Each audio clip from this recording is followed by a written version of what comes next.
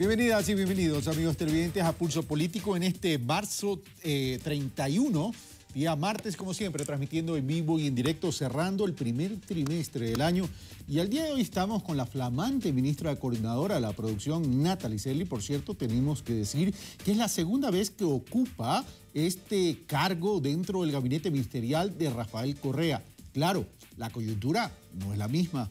Hoy le toca enfrentar este reto con un shock externo que evidentemente impacta a la economía del Ecuador, como también impacta a la de Colombia, como también impacta a la de Perú.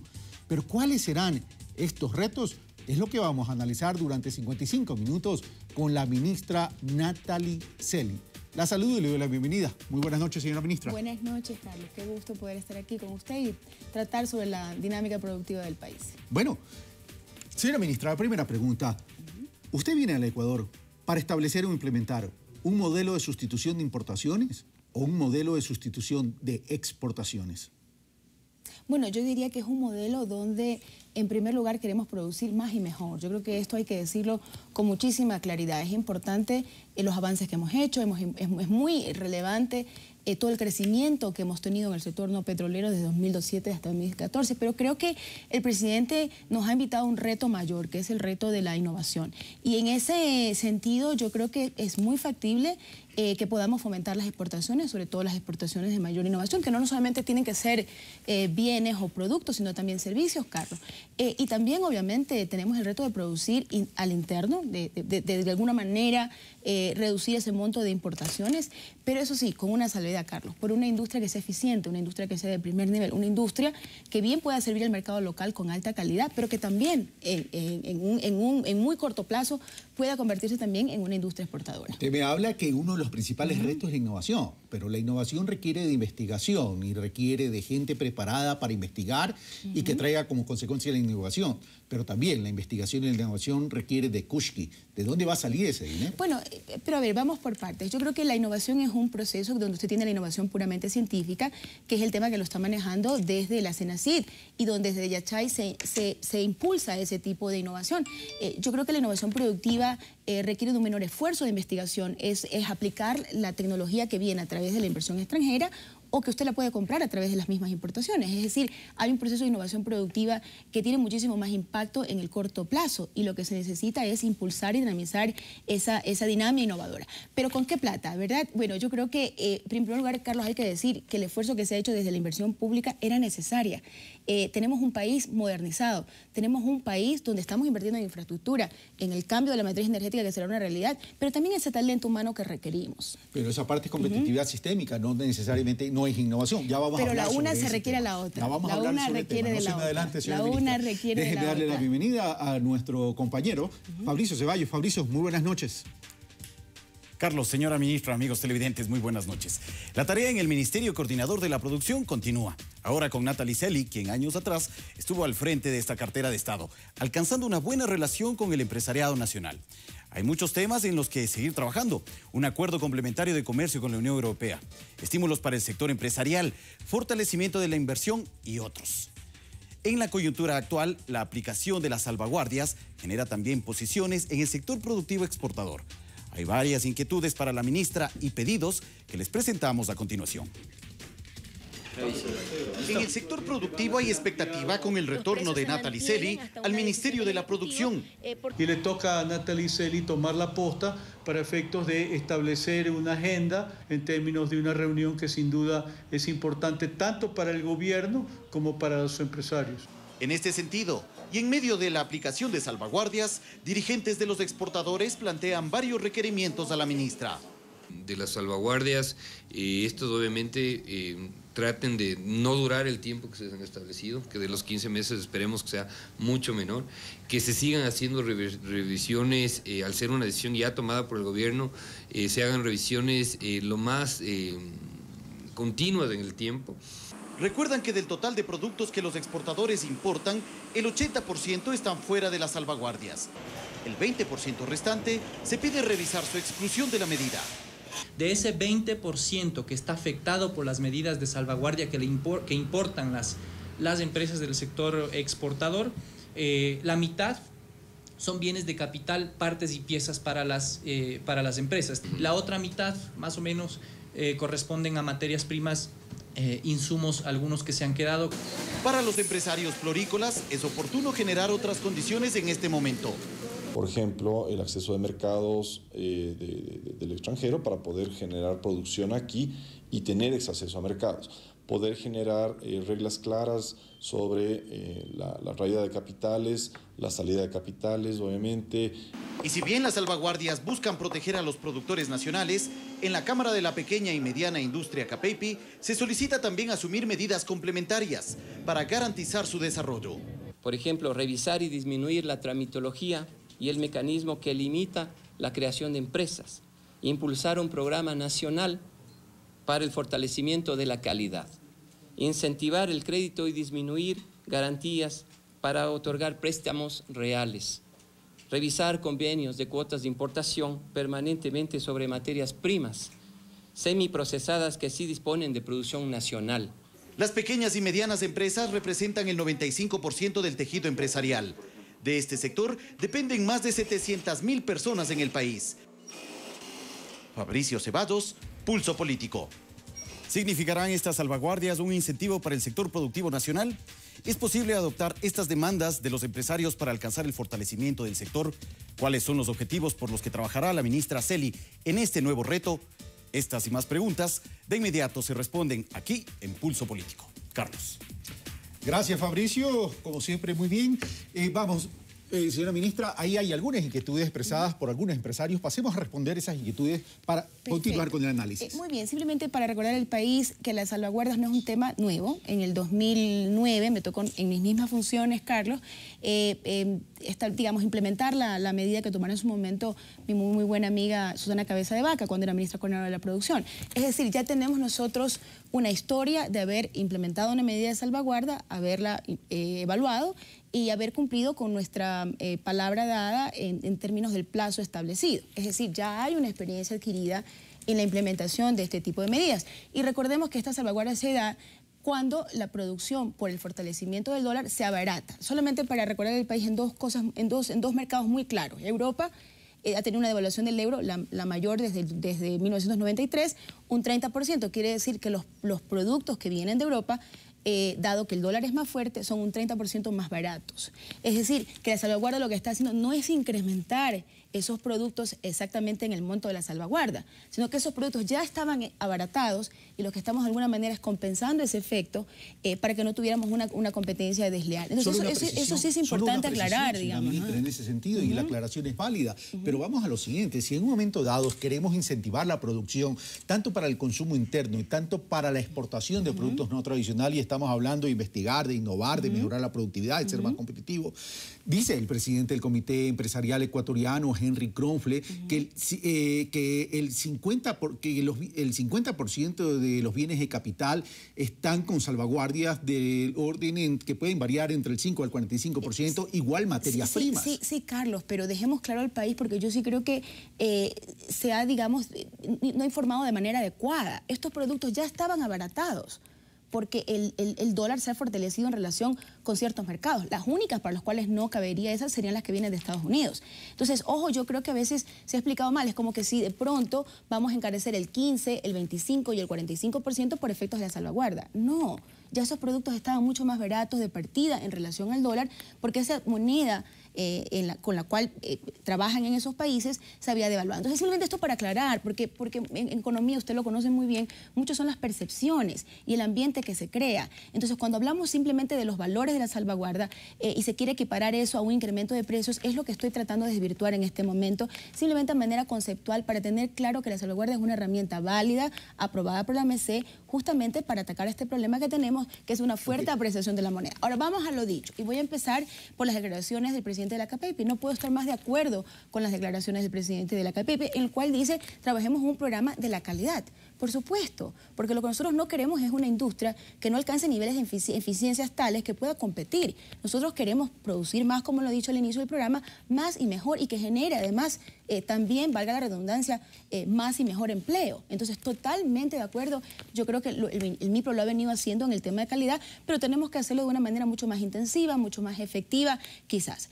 Ha pedido también el presidente de la KPP que, además de la calidad, se revise el tema de la tramitología. No puedo estar más de acuerdo con el presidente de la KPI. Debemos tener un entorno empresarial que sea eficiente. Yo no digo que no regulemos al sector privado por si acaso, Carlos, pero hay que hacerlo de manera efectiva, de manera eficiente. No podemos llevarlos a los empresarios de tramitología innecesaria y engorrosa. Así que de partida estoy totalmente de acuerdo con los dos planteamientos. No vamos a hablar aquí de lo que se está de acuerdo, sino de las inquietudes de la ciudadanía también. Muy bien. Hay algunas inquietudes, dice. Hay quienes desde una óptica liberal dicen que para proteger la dolarización no es necesaria la salvaguardia, sino que hay que mejorar la productividad y competitividad y es necesario abrir mercados y que el modelo del gobierno, el modelo socialista del gobierno se ampara en un modelo caduco de sustitución de importaciones. Bueno, es que yo creo que ahí hay algunas premisas que no son ciertas. A ver, en primer lugar, yo creo que ha habido una inversión pública y privada. Esa inversión pública es necesaria, es importante por los efectos del tema de competitividad sistémica. ¿Que tenemos que ser más productivos? Sí, pero yo creo que a veces se toma de un modelo lo que nos conviene y se deja de un lado aquello que nos es incómodo. A ver, todos estamos de acuerdo en que queremos tener una economía dolarizada, los ecuatorianos nos han dicho miles de veces, los empresarios han hablado de las bondades del tema de la dolarización, pero la dolarización también es una camisa de fuerza donde la productividad tiene que ser real, Carlos, y las productividades reales se dan por dos temas, porque usted tiene un mayor talento humano y porque hacemos las cosas de una mejor manera, es decir, tenemos eficiencia y tenemos también un tema de innovación. Pero el tema es en el corto plazo, en el corto y mediano plazo. ¿Podemos tener todo eso frente a la coyuntura que estamos viviendo? Pero es que en el corto plazo estamos tomando medidas de coyuntura, como en su momento los tomamos en el 2008. Pero este gobierno tiene medidas estructurales y esas medidas estructurales pasan por tener una mejor talento humano y de hecho lo estamos haciendo. No todo se puede corregir, pero créanme que los resultados del país en términos de educación básica, somos el país que más ha avanzado en América Latina de acuerdo a las pruebas UNESCO en temas de matemáticas y en temas de lenguaje. Entonces estamos avanzando en el talento humano que es fundamental para esa innovación. Pero no se discuten esos procesos, señora ministra. Lo que se discute es el timing. Bueno, pero es que usted tiene que hacer las cosas a la vez. Yo no estoy discutiendo que hay cosas que no se deben hacer en la coyuntura y en el corto plazo. Yo lo que creo que debemos hacer, y coincido con lo que se ha dicho, en el sentido que debemos fomentar las exportaciones quizás a una mayor aceleración que lo que se venía haciendo. Y en el tema de sustitución de importaciones, permítame insistir en eso, porque yo creo que el modelo que se está usando no es un modelo a los años 60, donde usted hiperprotege y lo único que hace es una transferencia de los ciudadanos a los empresarios a cambio de un poquito más de empleo.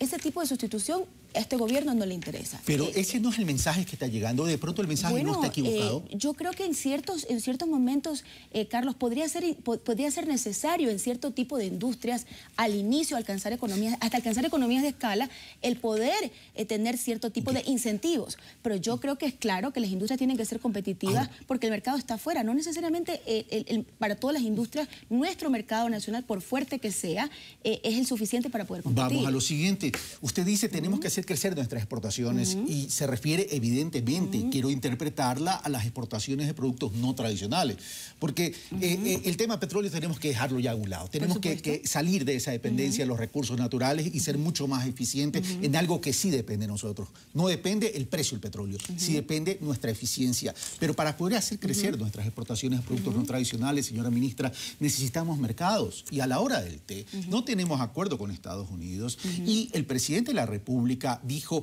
vamos a repensar nuestra permanencia en la CAN, al fin de cuentas. Entonces, ¿esos no son mensajes equívocos? Bueno, yo creo que hay que tener mercados, Carlos, eso es definitivo, pero también hay que tener productos de calidad que exportar, es decir, hay que trabajar en ambos lados de la ecuación. Y permítame decirle una cosa, Estados Unidos es una economía bastante abierta relativo al tema de Europa, por eso siempre yo me he declaré favorable a que cerremos esa negociación con la Unión Europea, negociación que la tenemos que terminar de implementar. Y eso no quiere decir que no esté en carpeta, ya no hay una agenda comercial en análisis para poder potenciar los mercados de Centroamérica y para potenciar, por ejemplo, el tema de Corea del Sur. Pero hay que trabajar en ambos lados de la ecuación.